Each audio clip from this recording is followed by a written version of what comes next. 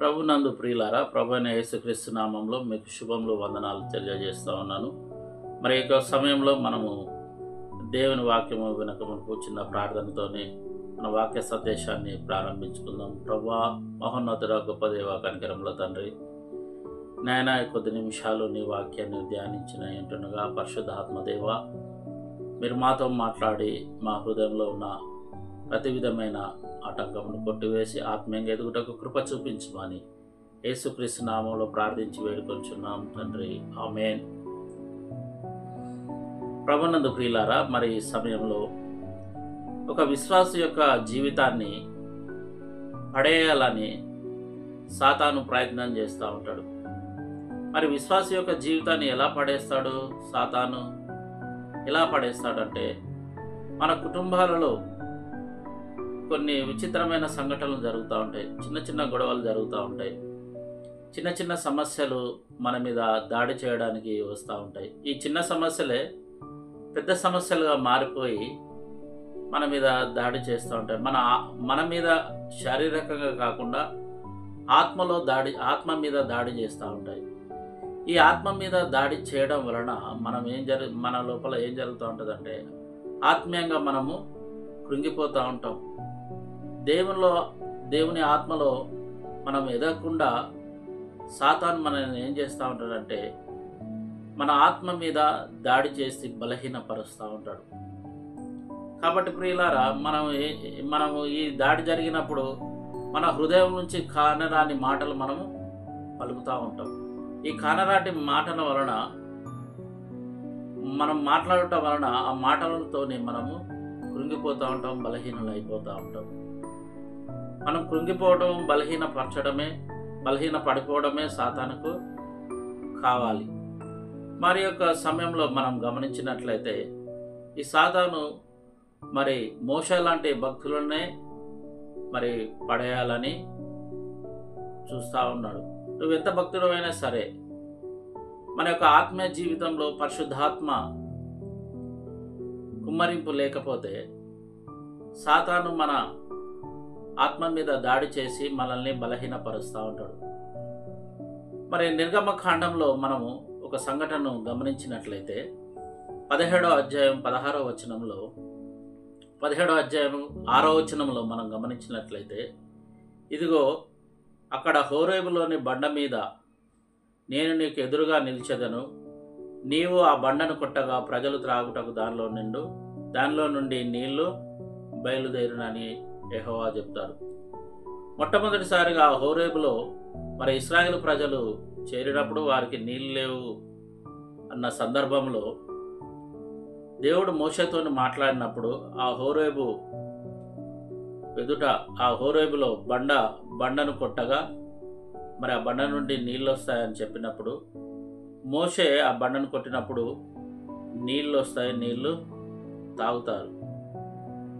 ప్రియులారా, అదే సందర్భంలో సంఖ్యాకాండము 20వ అధ్యాయంలో మనం గమనించినట్లయితే, కాదేశులో దిగినప్పుడు వారికి నీళ్లు లేకపోయినప్పుడు మరలా మోషే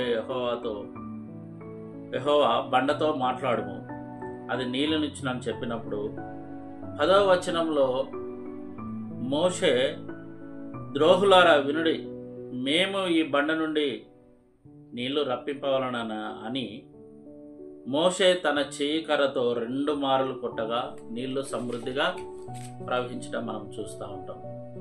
ప్రియులారా, మొదటిసారిగా చూసినప్పుడు యెహోవాయే చెప్పినాడు బండను కొట్టు అని. రెండవసారి ఏం చెప్పినాడంటే, నువ్వు బండతోని మాట్లాడు అని చెప్పినాడు. కానీ అక్కడ జరిగిన విషయం ఏమిటంటే, మోషే మరి ఆ ప్రజలు తన మీద చేసిన ఆ దాడికి తట్టుకోలేక ద్రోహులారా అని పలకడం మనం గమనిస్తూ ఉంటాం.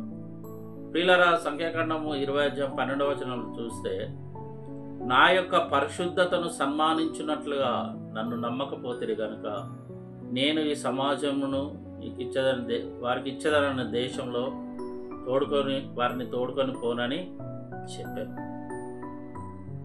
ప్రియులారా, ఎప్పుడైతే ద్రోహులారా అని వారిని సంబోధించి ఆ బండను 2 సార్ల కర్రతోను కొట్టినప్పుడు మరి యొక్క దేవుని యొక్క పరిశుద్ధతను వారు సన్మానించలేకపోయారు.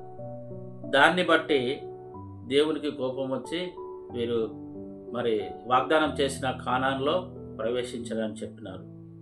ప్రియులారా, మరి దానికి కారణం ఏంటిదని మనం గమనించినట్లయితే కీర్తన గ్రంథం 106వ అధ్యాయం 33వ వచనంలో చూస్తే వారు మోషే యొక్క ఆత్మ మీద దాడి చేసినారని వాక్యం సెలవిస్తూ ఉన్నది. అతనికి కోపం పుట్టించిరి, అతని ఆత్మ మీద వారు దాడి చేస్తూ ఉన్నారు. ప్రియులారా, మరి మోషేకే అంత 6 లక్షల కాల్భాలము నడిపించే మోషే ఎన్నో దినములు 40 సంవత్సరాలు మరి ఎన్నో రోజులు వారి యొక్క సనుగులను వారి యొక్క కోపతాపములను తట్టుకొని నిలబడినాడు. కానీ ఒక క్షణం వచ్చింది, వారు అతని యొక్క ఆత్మ మీద దాడి చేసిరి అని వాక్యం సెలవిస్తాను. అందుకే అతను కానరాని మాట మాట్లాడినట్టుగా వాక్యం మనకు సెలవిస్తూ ఉన్నది. ప్రియులారా, మన యొక్క ఆత్మీయ జీవితంలో మరి మనము ఎదుగుతూ ఉన్నప్పుడు సాతాను మన పైన దాడి చేసినప్పుడు మనం కూడా కానరాని మాటలు మనము మాట్లాడుతూ ఉంటాం. ఈ కానరాని మాటల వలన మనం మన ఆత్మీయ జీవితాన్ని మరి మన చేజేతుల మనం కూల్చుకోవాలని సాతాను మనల్ని టార్గెట్ పెట్టుకుంటా ఉన్నట్టు ప్రియులారా. మరి కాబట్టి మన యొక్క ఆత్మీయ జీవితంలో మనము పడిపోకుండా ఉండాలి అని అంటే మనం పరిశుద్ధాత్మను వరమును మనము పొందుకోవాలి. పౌలు యొక్క జీవితంలో గమనించినట్లయితే ఎటుపోయినా శ్రమలలే, ఎటుపోయినా మరి ఇబ్బందులే, ఇరుకులే. కానీ పరిశుద్ధాత్మ ద్వారా పౌలు తప్పించబడటం అనేది మనం గమనిస్తూ ఉంటాం. 2 కొరింథీయులకు రాసిన పత్రిక 4వ అధ్యాయం 8వ వచనంలో అంటా ఉన్నాడు, ఎటుపోయినను శ్రమపరచున్నను ఇరికింపబడిన వారము కాము, అపాయంలో ఉన్నను ఉపాయం లేని వారము కాము అని పౌలు చెప్తా ఉన్నాడు. ప్రియులారా, సాతాను మన హృదయంలో మన మనస్సు మీద వాడు దాడి చేయడానికి మరి చూస్తూ ఉన్నాడు.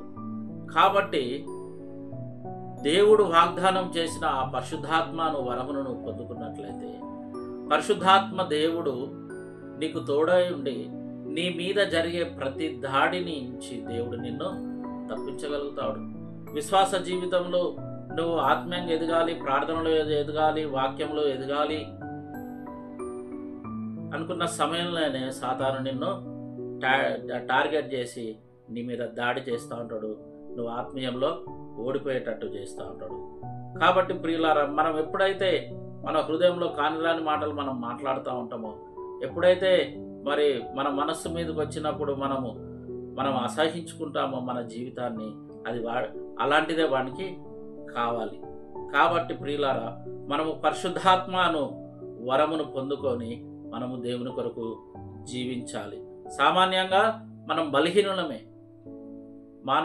మానవుడు అంటే సామాన్యంగా వాడు బలహీనుడే. ఏదైనా సమస్య వచ్చినప్పుడు, ఏదైనా ఇబ్బందులు ఇరుకులు వచ్చినప్పుడు కృంగిపోతూ ఉంటాడు.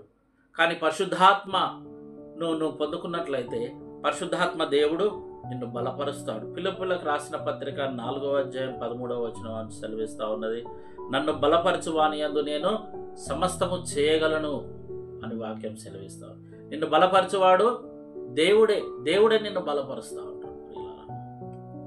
మానవుని యొక్క జీవితంలో ఒక వ్యక్తి కొంత నీకు మాటల ద్వారా ధైర్యం చెప్పొచ్చు, కానీ అది కొంతవరకే. కానీ పరిశుద్ధాత్మ దేవుని నువ్వు పొందుకున్నట్లయితే, పరిశుద్ధాత్మను నువ్వు పొందుకున్నట్లయితే ఆయన నిరంతరము నిన్ను ఆయన బలపరుస్తూ ఉంటాడు. ప్రియులారా, మనం గమనించినట్లయితే మరి మన శిష్యులను మనం చూసినట్లయితే, పేతురు, యోహాను, మరి వీరందరినీ మనం చూసినట్లయితే వారు సామాన్యమైన మనుషులే. యేసుప్రభుల వారు మరి శిలువ మరణమును పొందేటప్పుడు వారందరూ భయపడి మరి దాక్కోవటం జరిగింది. ప్రియులారా, ఎప్పుడైతే మరి పెంతెకోస్తు దినమున వారి మీదకి పరిశుద్ధాత్మ దేవుడు దిగి వచ్చినాడో వారు గొప్పగా ధైర్యముతోని వాక్యం బోధించడం మనం గమనిస్తూ ఉంటాం. పరిశుద్ధాత్మ దేవుడే మనల్ని బలపరచువాడు. పరిశుద్ధాత్మ దేవుడే మనకు ధైర్యం ఇచ్చేవాడు.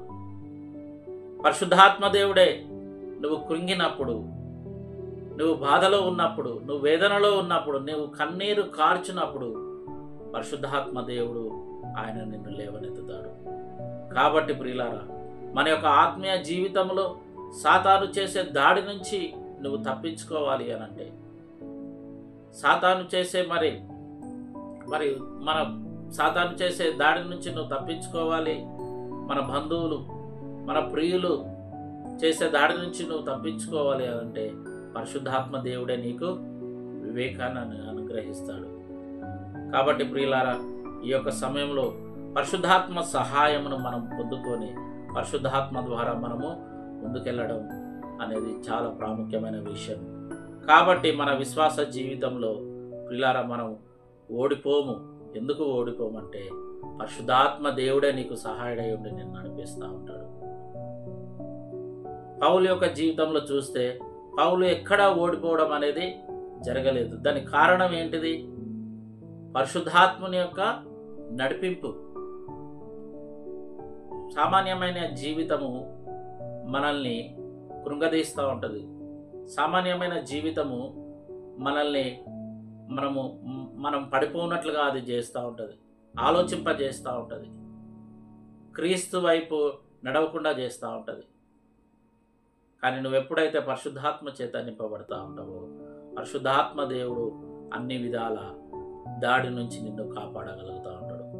అలాంటి ఆత్మీయ జీవితంలో నువ్వు ముందుకు కొనసాగునట్లు పరిశుద్ధాత్మ అను వరమును నువ్వు పొందుకోవాలి. పరిశుద్ధాత్మ అను వరమును నువ్వు ఎప్పుడైతే పొందుకుంటా ఉంటావో సాతాను చేసే ఆ యొక్క దాడి నుంచి దేవుడు నిన్ను తప్పించి విజయవంతమైన విశ్వాస జీవితంలో ముందుకు కొనసాగడానికి పరిశుద్ధాత్మ దేవుడు ఆత్మీయంగా నిన్ను బలపరచున్నట్లు పరిశుద్ధాత్మ అను వరమును పొంది నువ్వు విజయవంతమైన జీవితంను జీవించదుగాక. ఆమేన్.